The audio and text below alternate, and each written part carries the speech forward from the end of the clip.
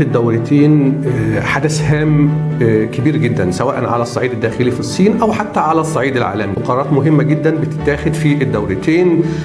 طبعا الحكومة بتقر الخطة العام الجديد، بتعلن توقعاتها لمعدلات النمو أو الخطة الخاصة بتطوير قطاع التصنيع. الجلستين أو الدورتين السنويتين ده حدث هام للغاية، يتابع من كافة المتخصصين سواء على الصعيد الاقتصادي أو على الصعيد السياسي أو على الصعيد الداخلي.